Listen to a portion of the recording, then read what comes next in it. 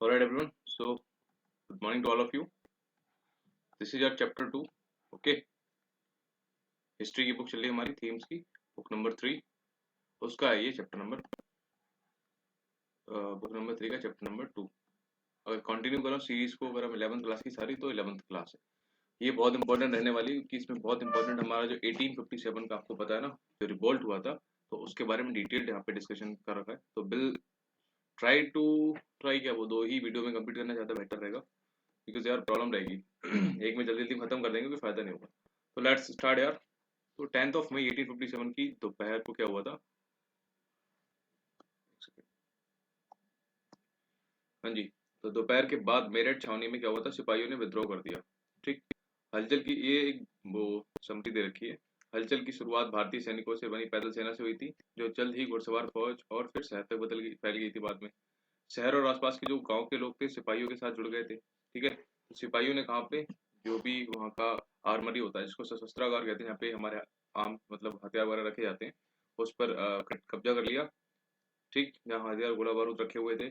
इसके बाद उन्होंने गोरों पर निशाना, गोरा मतलब कि ब्रिटिशर्स पर निशाना साधा और उनके बंगलों साजो सामान को तहस नहस कर दिया, जलाना शुरू कर दिया. ठीक.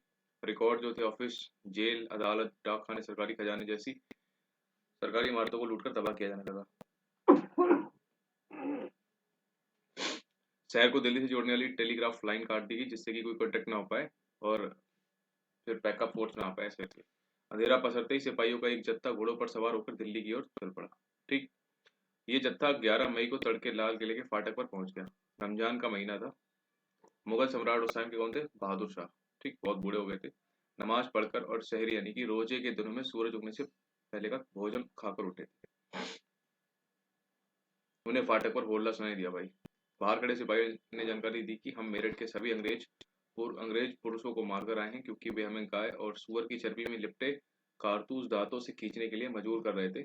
इससे हिंदू और मुसलमान सबका धर्म भ्रष्ट हो जाएगा. तब तक सिपाहियों का एक और जत्था दिल्ली में दाखिल हो चुका था और शहर के आम लोग उनके साथ जुड़ने लगे थे. ओके. बहुत सारे यूरोपीय लोग मारे गए. दिल्ली के अमीर लोगों पर अटैक हुए और लूटपाट हुई. दिल्ली अंग्रेजों के कंट्रोल से आउट ऑफ कंट्रोल हो जाता. ठीक है. कुछ सिपाही लाल किले में दाखिल होने के लिए दरबार के शिष्टाचार का पालन किया बिना जो बेधड़क किले में घुस गए थे. उनकी डिमांड थी कि बादशाह उन्हें अपना आशीर्वाद दें. सिपाहियों से घिरे बहादुर शाह के पास उनकी बात मानने के अलावा और कोई ऑप्शन नहीं था. ठीक. इस तरह इस विद्रोह ने एक वैधता मतलब वैलिडिटी एक्वायर की क्योंकि अब उसे मुगल बादशाह के नाम पर चलाया जा सकता था. तो ये एक समरी है, इसके बारे में डिटेल यहाँ पे दे रखा हो. 12 और 13 मई को उत्तर भारत में शांति रही, लेकिन जैसे ही ये खबर फैली कि दिल्ली पर विद्रोहियों का कब्जा हो चुका है और बहादुर शाह ने विद्रोह को अपना सपोर्ट दे दिया है, तो हालात तेजी से मतलब चेंज हुए. क्या हुआ था कि गंगा घाटी की छावनी और दिल्ली के वेस्टर्न की कुछ छावनियों में विद्रोह की स्वर तेजी होने लगी उस टाइम पे. ठीक. अब यहाँ से हम स्टार्ट करते हैं दोबारा. एक second. तो विद्रोह का डरा की बात करते हैं. तो यदि इन विद्रोहों को तारीख के हिसाब से सिलसिलेवार रखा जाए, ठीक है, यानी कि क्रोनोलॉजी में रखा जाए, तो ऐसा लगता है कि जैसे जैसे विद्रोह की खबर एक सिटी से दूसरी सिटी में पहुंचती गई वैसे वैसे सिपाही हथियार उठाते गए.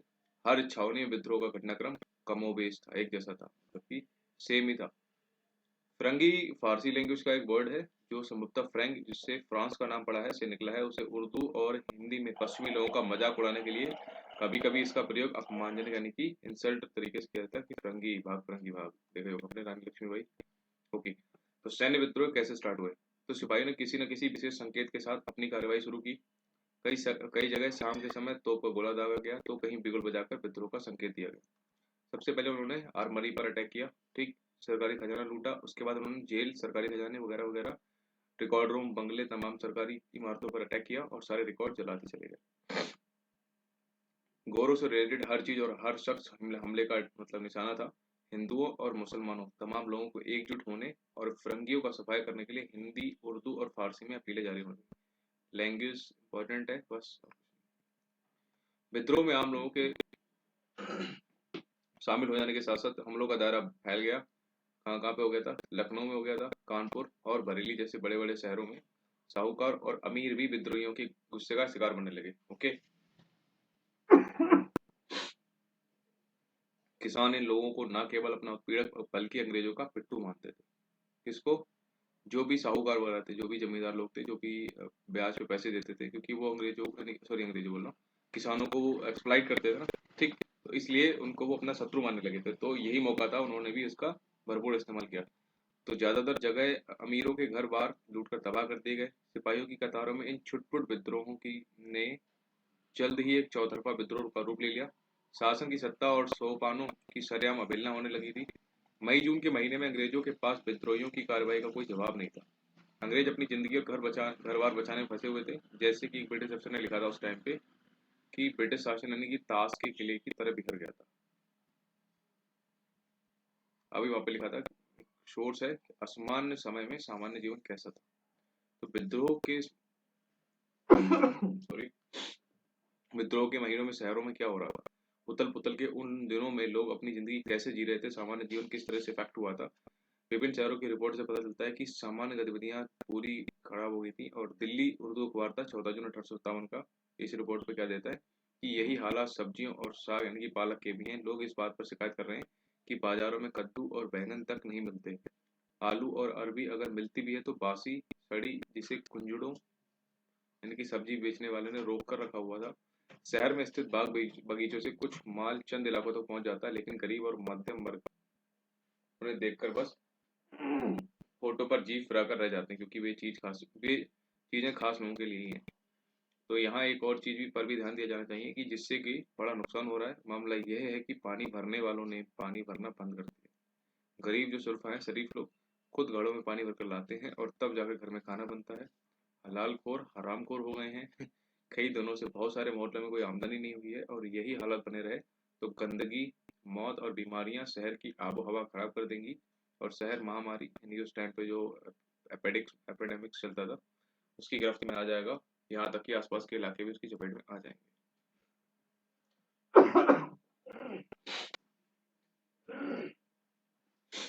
संचार के माध्यम क्या थे उस टाइम पे, तो अलग अलग प्लेसेस पर विद्रोह के ढर्रे में समानता की वजह आंशिक रूप से उसकी योजना और समन्वय में निहित थी। इसमें कोई डाउट नहीं है कि विभिन्न छावनियों के सिपाहियों के बीच अच्छा संचार बना हुआ था।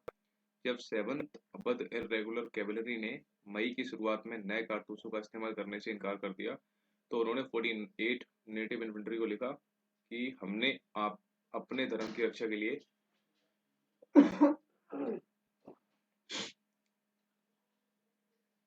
यह फैसला लिया है कि ये 48 नेटिव इन्फेंट्री के हुक्म का इंतजार कर रहे हैं। सिपाही या उनके संदेश भाग के एक जगह से दूसरी जगह जा रहे थे। लवलो लुआब के ये लोग इस बगावत के मंसूड़े कर रहे थे और उसी के बारे में बात कर रहे थे। ठीक, बस यहाँ पे ये इंपॉर्टेंट है और कुछ नहीं। 48 नेटिव इन्फेंट्री।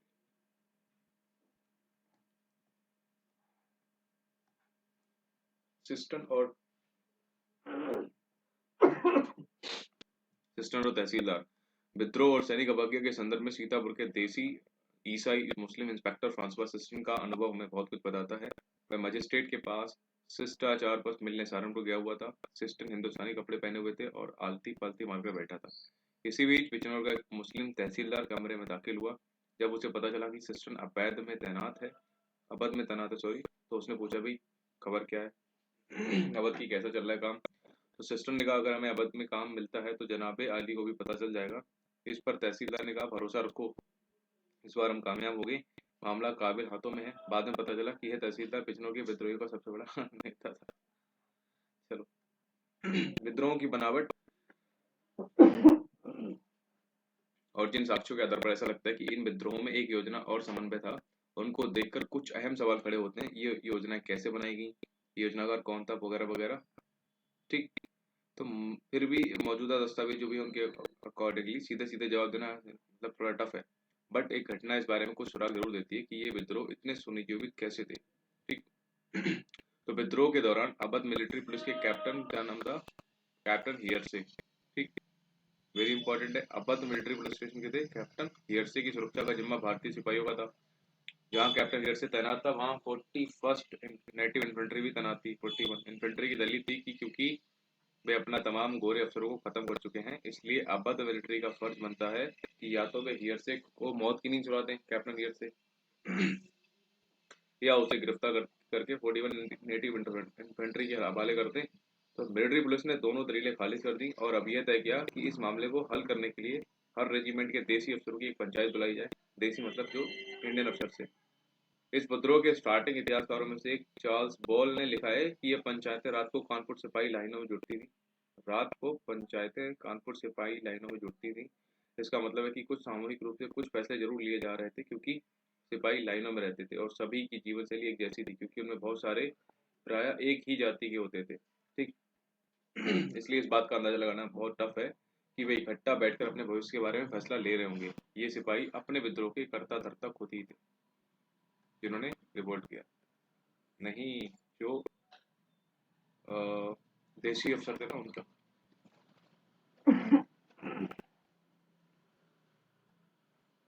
अब किसने कहाँ पे किसको लीड किया था वो सब यहाँ पे दे रखा है। तो अंग्रेजों से लोहा लेने के लिए नेतृत्व और संगठन बहुत इंपॉर्टेंट है भाई, लीडरशिप इंपॉर्टेंट है। इन लक्ष्यों को हासिल करने के लिए विद्रोहियों ने कई बार ऐसे लोगों की शरण ली थी जो अंग्रेजों से पहले नेताओं की भूमिका निभाते थे। ठीक। जैसे कि हम पीछे देख चुके हैं, मेरठ के सिपाहियों ने सबसे पहले जो काम किए उनके उनमें यह एक था कि वे फौरन दिल्ली गए और उन्होंने बूढ़े हो चुके मुगल बादशाह विद्रोह का नेतृत्व स्वीकार करने की दरख्वास्त की, लेकिन इस निवेदन पर सहमति हासिल करने में भी टाइम लगा था। तो जो थे बहादुर शाह, इस खबर पर भयभीत और बेचैन दिखाई दिए। बहादुर शाह ने नाम मात्र का नेता बनने की जिम्मेदारी भी तब स्वीकार की जब कुछ सिपाही शाही शिष्टाचार की अवहेलना करते हुए जबरन लाल किले के मुगल दरबार में जा घुसे और बहादुर शाह के पास वाकई कोई चारा नहीं बचा था। अदर प्लेसेस पर बात करें तो छोटे पैमाने पर ही सही इसी तरह के दृश्य घट चुके थे। कानपुर में सिपाहियों और शहर के लोगों में पेशवा बाजीराव टू, बस यही इंपॉर्टेंट, कुछ नहीं। कानपुर में कौन कौन लीड करा था? पेशवा बाजीराव टू के उत्तराधिकारी नाना साहिब के सामने बगावत की ये बगावत की बागडोर संभालने के सिवा कोई विकल्प ही नहीं हो छोड़ा था। झांसी में रानी को आम जनता के, लक्ष्मीबाई आपको पता ही है, आम जनता के दबाव में बगावत का नेतृत्व संभालना पड़ा। कुछ ऐसी स्थिति बिहार में आ गई थी, वहां पर कुंवर सिंह थे, ठीक है, जमींदार कुंवर सिंह, उन्होंने की थी लीडरशिप बिहार में। बस ये पढ़ में कुछ नहीं है और कुछ मत लिखो। आपस में कौन था? नवाब वाजिद अली। ठीक। शाही जैसे लोकप्रिय शासक को गद्दी से हटा दिए जाने और उनके राज्य पर कब्जा कर लेने की यादें लोगों के जहन में अभी भी ताजा थी। तो लखनऊ में ब्रिटिश राज के ढहने की खबर पर लोगों ने नवाब के युवा बेटे बिरजिस कद्र को अपना नेता घोषित कर दिया। लखनऊ में बिरजिस कद्र को।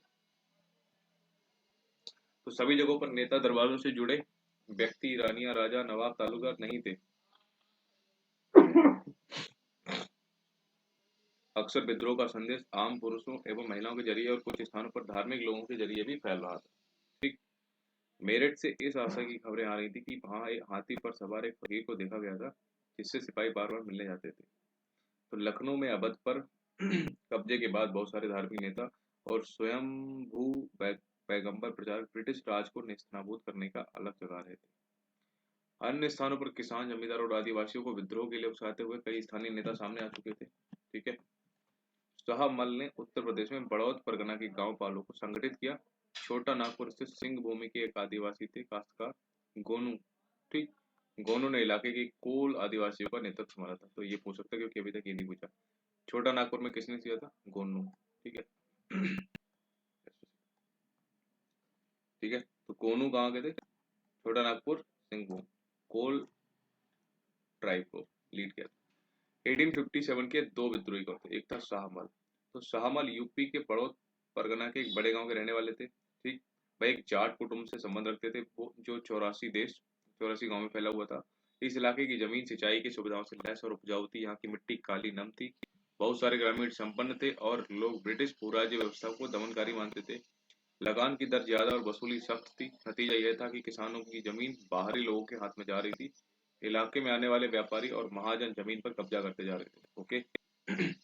शाहमल ने 84 देश के मुखियाओं और काश्तकारों को संगठित किया वहां ने।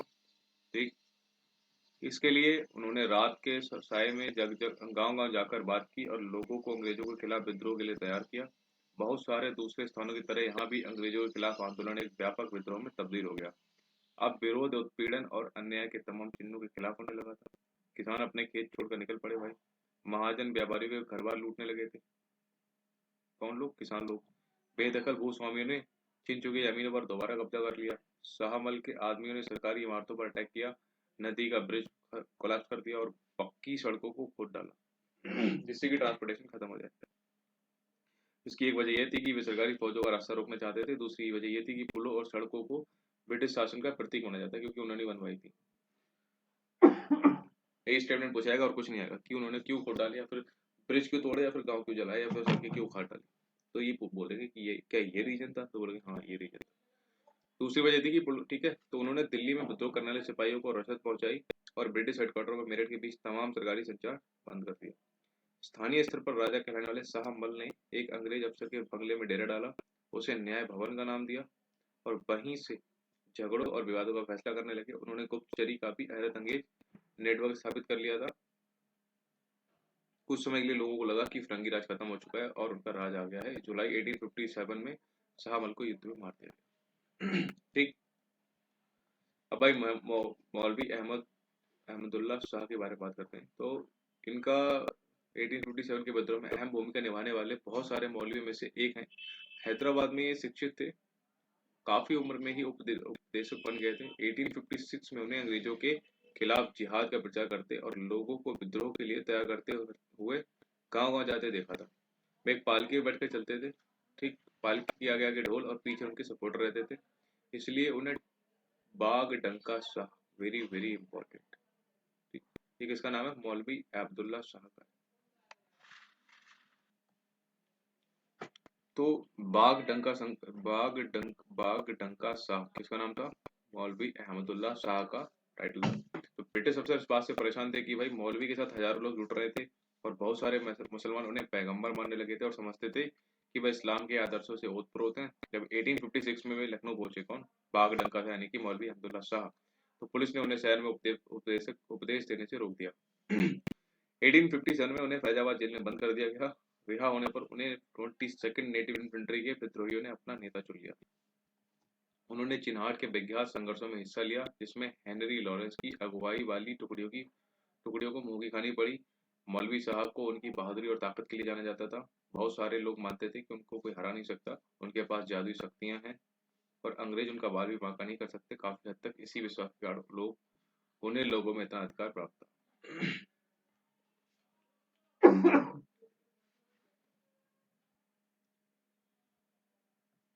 समझा? अफवाहें और भविष्यवाणियां क्या थी? तो तरह तरह की अफवाहें और भविष्यवाणियों के जरिए लोगों को उठ खड़ा होने के लिए उकसाया जा रहा था। जैसे कि हमने पीछे देखा कि मेरठ से दिल्ली आने वाले सिपाहियों ने बहादुर साहब को उन कारतूसों के बारे में बताया था ना, जिन पर गाय और सुअर की चर्बी का लेप लगा था। उनका कहना था कि अगर वे इन कारतूसों को मुंह से लगाएंगे तो उनकी जाति और मजहब दोनों खत्म हो जाएंगे।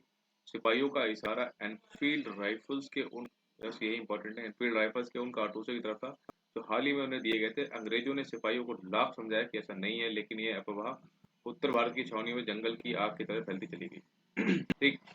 इस अफवाह का सोर्स ढूंढा जा सकता है राइफल इंस्ट्रक्शन डिपो के कमांडेंट कैप्टन राइट। कहां से बन के आई थी? Rifle instruction depot. Okay. Commandant थे उसके कैप्टन राइट। उन्होंने अपनी रिपोर्ट में लिखा था कि दम दम स्थित शस्त्रागार यानी कि आर्मरी में काम करने वाले नीची जाति के एक खलासी ने जनवरी 1857 के तीसरे हफ्ते में एक ब्राह्मण सिपाही से पानी पिलाने के लिए कहा था। तो ब्राह्मण सिपाही ने यह कहकर अपने लोटे से पानी पिलाने से इनकार कर दिया कि नीची जाति के छूने से लोटा अपवित्र हो जाएगा। ठीक। तो रिपोर्ट के मुताबिक इस पर खलासी ने जवाब दिया कि वैसे भी जल्द ही तुम्हारी जाति भ्रष्ट होने वाली है, क्योंकि अब तुम्हें गाय और सुअर की चर्बी लगे कारतूसों को मुंह से खींचना पड़ेगा। तो इस रिपोर्ट की विश्वसनीयता के बारे में कहना मुश्किल है, लेकिन इसमें कोई शक नहीं है कि जब एक बार यह अफवाह फैलना शुरू हो गई तो अंग्रेज अफसरों के तमाम आश्वासनों के बावजूद इसे खत्म नहीं किया जा सका और इसने सिपाहियों में गहरा गुस्सा पैदा कर दिया। ओके। 1857 की शुरुआत तक नॉर्थ इंडिया में यही एक अफवाह नहीं थी, ये अफवाह भी जोरों पर थी। ओके। कि अंग्रेज सरकार ने हिंदुओं और मुसलमानों की जाति और धर्म को नष्ट करने के लिए एक भयानक साजिश रची है। अफवाह फैलाने वालों को कहना था कि भाई इस मकसद को हासिल करने के लिए ना अंग्रेजों ने बाजार में मिलने वाले आटे में गाय और सूअर की हड्डियों का चूरा भी मिलवा दिया। शहरों और छावनियों में सिपाहियों और आम लोगों ने आटे को छूने से भी इनकार कर दिया। चारों तरफ इस आशय का भय और शक बना हुआ था कि अंग्रेज हिंदुस्तानियों को ईसाई बनाना चाहते हैं। यह बेचैनी बहुत तेजी से फैली। ब्रिटिश अफसर ने कि लोगों को अपनी बात का यकीन दिलाने का भरसक प्रयास किया, लेकिन नाकामयाब रहे। ठीक। इन्हीं बेचैनियों ने लोगों को अगला कदम उठाने के लिए झिझोड़ा। किसी बड़ी कार्रवाई के आह्वान को इस भविष्यवाणी से और बल मिला कि प्लासी के जंग के 100 साल पूरे होते ही 23 जून 1857 को अंग्रेजी राज खत्म हो जाएगा? 17 मई या जून, कब था? प्लासी और बक्सर वाला, याद करो। बात सिर्फ अफवाहों तक ही सीमित नहीं थी ना। उत्तर भारत के विभिन्न भागों से गांव में चपातियां बंटने की भी रिपोर्ट आ रही थी। बताते हैं कि रात में एक आदमी आकर गांव के चौकीदार को एक चपाती देता, 5 और चपाती बनाकर अगले गांव में पहुंचाने का निर्देश दे जाता था, और यह सिलसिला यूं ही चलता जाता था। चपातियां बांटने का मतलब और मकसद ना उस समय स्पष्ट था और ना आज स्पष्ट है, लेकिन इसमें कोई शक नहीं कि लोग इसे किसी आने वाले उथल पुथल का संकेत मान रहे थे। अभी देखो, लोग अफवाहों में विश्वास क्यों कर रहे थे? सॉरी यार। हाँ जी, तो लोग अफवाहों में विश्वास क्यों कर रहे थे? तो इतिहास में अफवाहों और भविष्यवाणियों की ताकत को सिर्फ इस आधार पर नहीं समझा जा सकता है कि वाकई में सच थी या नहीं। हमें देखना यह चाहिए कि जो उन पर यकीन कर रहे थे उनकी मानसिकता के बारे में इनसे क्या पता चलता है। ये अफवाहें और भविष्यवाणियां उनके भय, उनकी आशंकाओं और उनके विश्वास और प्रतिबद्धताओं के बारे में क्या बताती हैं। अफवाह तभी फैलती है जब उसमें लोगों के जहन में गहरे दबे डर और संदेश की अनुभूति सुनाई देती है। कि जैसे हमारा एसएसबी का अफवाह होता है ना कि भाई पहले दिन वो आउट कर देंगे, दूसरे दिन आउट कर देंगे, तीसरे दिन आउट कर देंगे, उस वजह से हम एसएसबी जाती नहीं, या फिर जाते हैं तो फिर वो अफवाह की वजह से हमारा कॉन्फिडेंस वो नहीं दिखता है, और जिस वजह से we got screen out. Okay.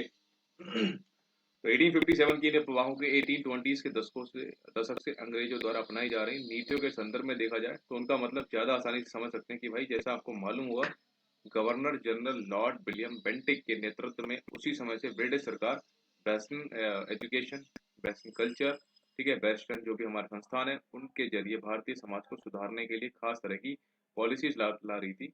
तो भारतीय समाज के कुछ तबकों को सहायता से उन्होंने अंग्रेजी माध्यम के स्कूल, कॉलेज, यूनिवर्सिटी वगैरह खोले थे, जिसमें वेस्टर्न नॉलेज की, वेस्टर्न साइंस, उदार कला की लिबरल आर्ट्स के बारे में पढ़ाया जाता था।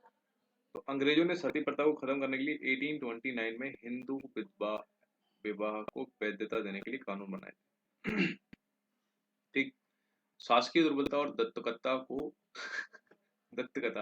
को अवैध घोषित कर देने जैसे वाहनों के जरिए अंग्रेजों ने न केवल अवध बल्कि झांसी, सिर्फ अवध नहीं, झांसी, सतारा जैसी बहुत सारी दूसरी रियासतों को भी अपने कंट्रोल में ले लिया था। और जैसे ही ऐसी कोई रियासत या इलाका उनके कब्जे में आता था, वहां अंग्रेज अपने ढंग की शासन व्यवस्था, अपने कानून, अपनी भूमि विवादों के निपटारों की अपनी पॉलिसीज और भू राजस्व वसूली की अपनी सिस्टम को अप्लाई कर देते थे। नॉर्थ इंडिया के लोगों पर इन सब कार्रवाइयों का बहुत गहरा डीप इम्पैक्ट हो रहा था। ठीक। ऑब्वियसली कोई इनकी टेरिटरी में आके उनसे काम करवा रहा है। एक सेकंड। तो लोगों को लगता था कि वे अब तक जिन चीजों की कदर करते थे, जिनको पवित्र मानते थे, चाहे राज्य रजवाड़े हों, सामाजिक धार्मिक रीति रिवाज हो या भू स्वामित्व, लगान अदायगी की प्रणाली हो, इन सबको खत्म करके एक ऐसी व्यवस्था लागू की जा रही थी जो ज्यादा हृदयहीन यानी कि हार्टलेस, पराई और दमनकारी थी। इस सोच को ऊंचाई प्रसारकों की गतिविधियों से भी बल मिल रहा था। ऐसे अनिश्चित हालात में अफवाहें रातों रात फैलने लगती थी। तो सन 1857 के विद्रोह के आधार का विस्तार से पता लगाने के लिए आइए अवध का जरा नजदीकी से अध्ययन करते हैं भाई। अबाउट 1857 अवध में इस भव्य कर्नाटक का बड़ा केंद्र था। ओके, तो अवध में विद्रोह के बारे में बात करते हैं कि अच्छा, रेजिडेंट गवर्नर जनरल के प्रतिनिधि को कहा जाता था, किसके प्रतिनिधि को? जनरल के प्रतिनिधि को बोलते थे रेजिडेंट गवर्नर। उसे ऐसे राज्य में तैनात किया जाता था जो अंग्रेजों के प्रत्यक्ष शासन के अंतर्गत नहीं था, मतलब कि जो directly under the control of the Britishers नहीं था, वहां पे उनको रखा जाता था। ठीक। अब आते हैं विद्रोह के, बताते हैं कि ये गिलास फल चेरी एक दिन हमारे ही मुंह में आकर गिरेगा। अब देखो क्या है। 1851 में गवर्नर जनरल लॉर्ड डलहौजी की अवध की रियासत के बारे में कहा था कि ये गिलास फल एक दिन हमारे ही मुंह में आकर गिरेगा। ये किसने बोला स्टेटमेंट? लॉर्ड डलहौजी ने। वेरी वेरी इंपॉर्टेंट है, यही क्वेश्चन से यहाँ से बनते हैं। ठीक है, और वहीं चलो 5 साल बाद 1856 में इस रियासत की औपचारिक रूप से ब्रिटिश साम्राज्य का अंग घोषित कर दिया गया। रियासत पर कब्जे का यही सिलसिला जरा लंबा चला। 1801 से अवध में सहायक संधि थोपी गई थी। ठीक। इस संधि में ये कंडीशन थी कि नवाब अपनी सेना खत्म कर दे, रियासत में अंग्रेज टुकड़ियों की तैनाती की इजाजत दें और दरबार में मौजूद ब्रिटिश रेजिडेंट की सलाह पर काम करें। अपनी सैनिक ताकत से वंचित हो जाने के बाद नवाब अपनी रियासत में कानून व्यवस्था बनाए रखने के लिए दिनों दिन अंग्रेजों पर डिपेंडेंट होता जा रहा था। अब विद्रोही मुखियारों और ताल्लुकदारों पर उसका कोई कंट्रोल नहीं था। अवध पर कब्जे में अंग्रेजों की दिलचस्पी बढ़ती जा रही थी। उन्हें लगता था कि वहां की जमीन नाइल और कॉटन की खेती के लिए मुफीद है, यानी कि बहुत अच्छी है, और इस इलाके को उत्तरी भारत के एक बड़े बाजार के रूप में डेवलप किया जा सकता है। तो 1850s के दशक के शुरुआत तक वे देश के ज्यादातर बड़े हिस्सों पर जीत हासिल कर चुके थे। मराठा भूमि, दोआब रीजन, कर्नाटका, पंजाब और बंगाल सब अंग्रेजों की झोली में थे। ओके। तकरीबन एक सेंचुरी पहले बंगाल पर जीत के साथ शुरू हुई क्षेत्रीय विस्तार की यह प्रक्रिया 1856 में अवध के अधिग्रहण के साथ मुकम्मल हो जाने वाली थी। सहायक संधि क्या होता है कि सहायक संधि लॉर्ड बेलेजली ने स्टार्ट किया था, बस यही इंपॉर्टेंट है, कुछ नहीं है। 1798 में तय की गई थी और ये एक ऐसी व्यवस्था थी जिसमें अंग्रेजों के साथ यह संधि करने वालों को कुछ शर्तें डिमांड मतलब माननी पड़ती थी। मसलन नंबर 1, अंग्रेज अपने सहयोगी बाहरी और आंतरिक चुनौतियों से रक्षा करेंगे। ठीक है, किसकी? अगर आप ये मान लेते हो तो आपकी रक्षा करेंगे, यानी आपके यहाँ फोर्स रखेंगे। और सहयोगी पक्ष के भू क्षेत्र में एक ब्रिटिश सैनिक टुकड़ी तैनात रहेगी। ये मान लो आपका फोर्ट है, यहाँ पे आपकी कम्युनिटी वाले लोग रहते हैं। तो अगर आपने ये लॉर्ड वेलेस्ली की सहायक संधि मान ली तो आपको यहाँ पर अंग्रेज अपने सहयोगी की बाहरी और आंतरिक चुनौती से संरक्षित करेंगे। ठीक, बाहरी और इंटरनल जो भी आपके चैलेंज है उनसे आपको सिक्योर करेंगे अंग्रेज। दूसरा, अंग्रेज उसकी सिक्योरिटी के लिए एक फौज रखेंगे आपकी ही कम्युनिटी में, जिसका खाना पीना और जो भी व्यवस्था वो सब आप ही दोगे, सैलरी भी आप ही दोगे, बट अंग्रेजी की टुकड़ी यहाँ पे रखी जाएगी। तीसरा क्या था कि सहयोगी पक्ष को इस टुकड़ी के रखरखाव की व्यवस्था करनी होगी, वही वाली। ठीक है, और चौथा था सहयोगी पक्ष ना तो किसी और शासक के साथ संधि कर सकेगा और ना ही अंग्रेजों की परमिशन के बिना किसी युद्ध में हिस्सा लेगा। मतलब कि आपका रिलेशन इंटरनेशनल या नेशन मतलब जो भी रिलेशन है वो आपका सब खत्म हो जाएगा। ओके। तो देह से जान जा चुकी थी, इसके बारे में क्या स्टेटमेंट दे रखा है कि लॉर्ड डलहौजी द्वारा दिए गए इस अधिक्रमण से तमाम इलाकों और रियासतों में गहरा असंतोष था, लेकिन इतना गुस्सा कहीं नहीं था जैसा उत्तर भारत की शाह कहे जाने वाले अवध की रियासत में था। यहाँ के नवाब वाजिद अली शाह को यह कहते हुए गद्दी से हटाकर कलकत्ता निष्कासित कर दिया था कि वह अच्छी तरह से शासन नहीं चला रहे थे। तो ब्रिटिश सरकार ने यह निराधार निष्कर्ष भी निकाल दिया था कि वाजिद ये पूरा उधर रखा है आइटम, वाजिद अली शाह यानी कि लोकप्रिय नहीं थे, मगर यह सच है कि लोग उन्हें दिल से चाहते थे। जब वे अपने प्यारे लखनऊ से विदा ले रहे थे तो बहुत सारे लोग बिलाप यानी कि रोते हुए कानपुर तक उनके पीछे गए थे। नवाब के निष्कासन से पैदा हुए दुख और अपमान के इस व्यापक एहसास का उस समय के बहुत सारे डायरेक्ट लोगों ने मतलब प्रेक्षकों ने जो उस समय देख रहे थे उन्होंने दर्ज किया है। एक ने लिखा था कि देह से जान जा चुकी थी, शहर की काया बेजान थी, कोई सड़क कोई बाजार और घर ऐसा नहीं था जहां से जाने आलम से बिछड़ने पर रोने का शोर ना गूंज रहा हो। एक लोकगीत में इस बात पर शोक व्यक्त किया है कि अंग्रेज बहादुर आइन मुल्क ले लीनो। नवाब साहब जा चुके हैं, इसका लिखा कि एक और गीत में ऐसे शासक की दुर्दशा पर विलाप किया जा रहा था जिसे मजबूरन अपनी मातृभूमि छोड़नी पड़ी। अभिजात और किसान सब रो रहे थे और सारा आलम रोता चिल्लाता था, हाय जाने आलम देश से विदा लेकर परदेश चले गए। वेरी इंपॉर्टेंट होगा यहाँ से वाजिद अली शाह ही होंगे, BAS। बस करो भाई। इस भावनात्मक उथल पुथल को भौतिक क्षति के एहसास से और पल मिला। नवाब को हटाए जाने से दरबार और उसकी संस्कृति भी खत्म हो गई। संगीतकार, नर्तक, कवि, कारीगरी, बावर्ची, नौकरी नौकर, सरकारी कर्मचारी, बहुत सारे लोगों की रोजी रोटी चली गई। फिरंगी राज का खाना आया और दुनिया का खात्मा हुआ। कैसे देखो, अवध में विभिन्न प्रकार की पीड़ाओं ने राजकुमारों, तालुकदारों, किसान, सिपाहियों को एक दूसरे से जोड़ दिया था।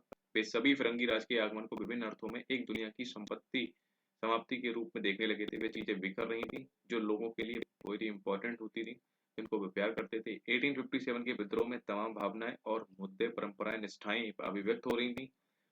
बाकी प्लेसेस के मुकाबले अवध में यह विद्रोह एक विदेशी शासन के खिलाफ लोक प्रतिरोध की अभिव्यक्ति बन गया।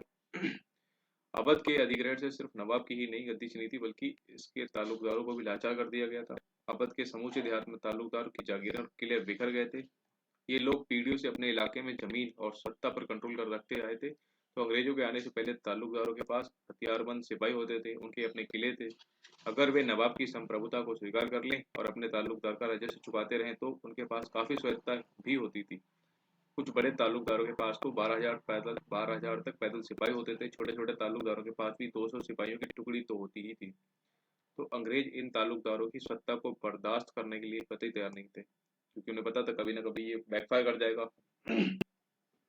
तो अधिग्रहण यानी कि अधिग्रहण के फौरन दौरान ताल्लुकदारों की सेनाएं मतलब खत्म कर दी गई। उनके जो दुर्ग थे फोर्ट उनको खत्म कर दिया गया। ब्रिटिश भूराजस्व नीति ने ताल्लुकदारों की हैसियत व सत्ता को चोट पहुंचाई। अधिग्रहण के बाद 1856 में एक मुफ्त बंदोबस्त के नाम से,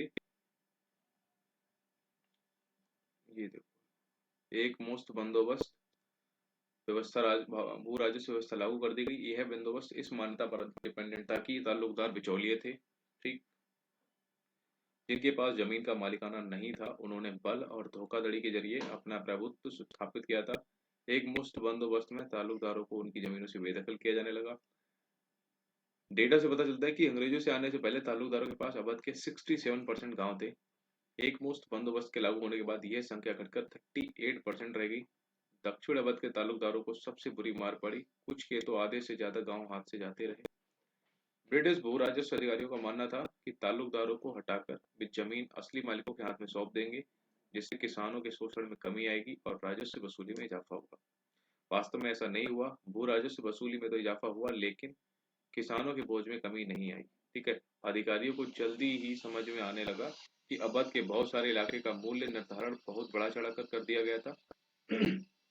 कुछ स्थानों पर तो राजस्व डिमांड में 30 से 70% तक इजाफा हो गया था। यानी ना तो ताल्लुकदारों के पास और ना ही काश्तकारों का इस अधिग्रहण पर खुशी जताने का कोई कारण था। अब ताल्लुकदारों की सत्ता छीनने का नतीजा यह हुआ कि एक पूरी सामाजिक व्यवस्था भंग हो गई। निष्ठा और संरक्षण के जिन बंधनों से किसान ताल्लुकदारों के साथ बंधे हुए थे ना, वे सब अस्त व्यस्त हो गए। अंग्रेजों से पहले ताल्लुकदार ही जनता का उत्पीड़न करते थे, लेकिन जनता की नज़र में बहुत सारे ताल्लुकदार दयालु अभिभावक की छवि भी रखते थे। वे किसानों की तरह तरह के मद में पैसे तो वसूलते थे, लेकिन बुरे वक्त में किसानों की मदद भी करते थे।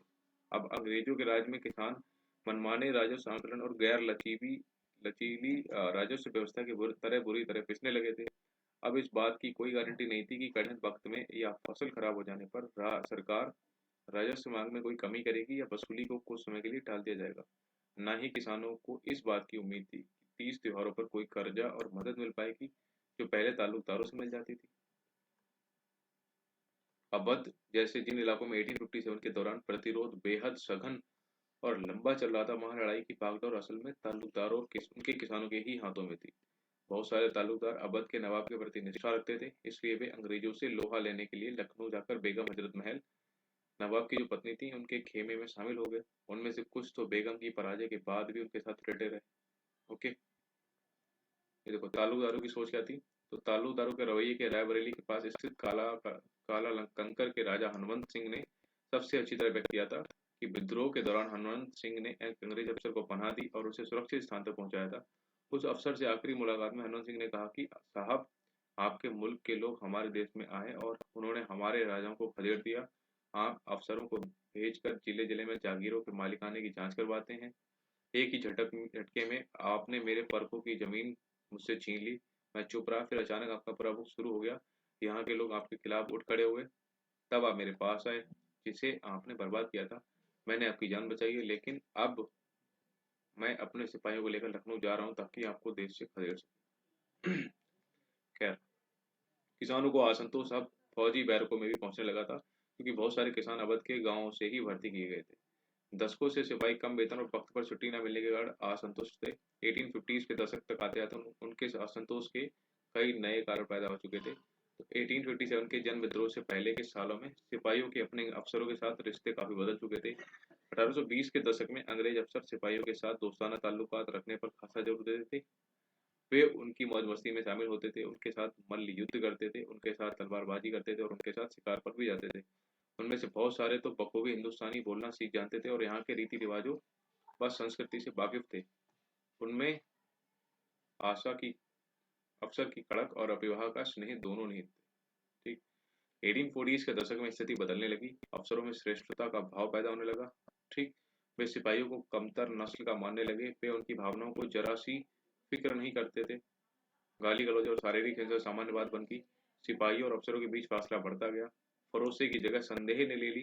चिकनाई युक्त कारतूसों की घटना इसका एक बढ़िया उदाहरण थी। यह भी याद रखना इंपॉर्टेंट है कि उत्तर भारत में सिपाहियों और ग्रामीण जगत के बीच गहरे संबंध थे। तो बंगाल आर्मी के सिपाहियों में से बहुत सारे अवध और ईस्टर्न यूपी के गांवों से भर्ती होकर आए थे। उनमें से बहुत सारे ब्राह्मण हाई कास्ट के थे। बल्कि अवध को तो बंगाल आर्मी की पौधशाला कहा जाता है। वेरी इंपॉर्टेंट, बंगाल आर्मी की पौधशाला क्या थी? अवध। अवध में था आ गया और पौधशाला में भी था आ गया। ओके, सिपाहियों के परिवार अपने इर्द गिर्द जिन बदलावों को देख रहे थे, उन्हें जो खतरे दिखाई दे रहे थे, वे जल्दी ही अपने सिपाही लाइनों में से दिखाई देने लगे। ठीक, दूसरी ओर कारतूसों के बारे में सिपाहियों का जो डर था, छुट्टियों के बारे में उनकी जो शिकायतें थी, उनका साथ जो गलत व्यवहार होता था और नस्ली गाली गलौज के प्रति बढ़ता असंतोष गांव में भी अब प्रतिबंधित होने लगा था। तो सिपाही और ग्रामीण जगत के बीच मौजूद इन संबंधों से जन विद्रोह के रूप में रंग रूप पर गहरा असर पड़ा। जब सिपाही अपने अफसरों की अवज्ञा करते थे और हथियार उठाते थे तो फौरन ही गांव में उनके भाई बिरादर भी उनके साथ आ जुड़ते थे। हर कहीं किसान शहरों में पहुंचकर सिपाहियों और शहर के आम लोगों के साथ जुड़कर विद्रोह के सामूहिक कृत्य में शामिल हो जाते थे। ठीक। अभी ये विद्रोही क्या चाहते वगैरह वगैरह हम इसको नेक्स्ट उसमें देखेंगे हमारे। मिलते हैं नेक्स्ट एपिसोड में। टिल देन अपना ध्यान रखो, पढ़ाई करते रहो ध्यान, और थोड़ा सा रिवाइज करते रहो पुरानी चीज़ों को। इंग्लिश करने स्टार्ट कर दिया लेक्चर, ठीक है। मैंने कहा ज़्यादा डील नहीं करते, लेट्स स्टार्ट। जनवरी स्टार्टिंग या मिड तक हम जनवरी इंग्लिश खत्म कर देंगे, और हम तब तक हमारा हिस्ट्री भी खत्म हो जाएगा।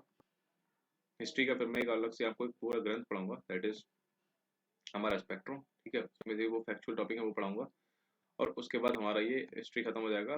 फिर पॉलिटी स्टार्ट करूंगा। पॉलिटी तो अभी ये साइंस चला ना, दूसरा फिजिक्स मैंने स्टार्ट करूंगा, ठीक।